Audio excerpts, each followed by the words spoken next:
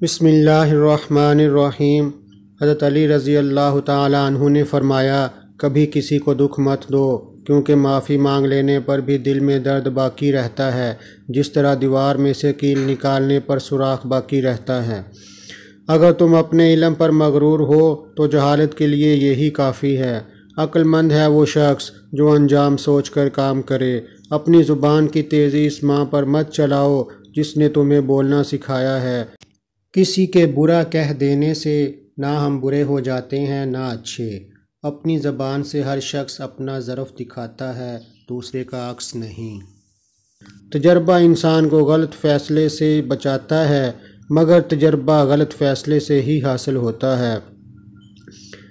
حضرت علی رضی اللہ تعالیٰ عنہ کا فرمان ہے، خدا سے جب بھی مانگو تو مقدر مانگو، عقل نہیں، کیونکہ میں نے بہت سے عقل والوں کو مقدر والوں کے در پر دیکھا ہے۔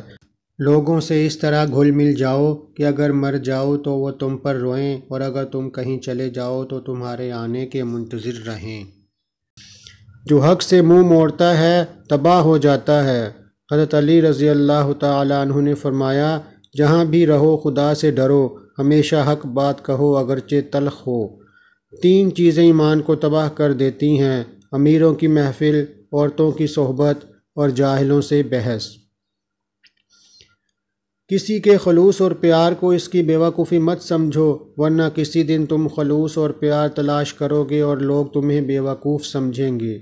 ان لوگوں پر اعتبار کرو جو تمہاری 3 باتیں بھانپ سکیں: تمہاری ہنسی میں پوشیدہ درد، تمہارے غصے میں پوشیدہ پیار، تمہاری خاموشی میں پوشیدہ وجہ۔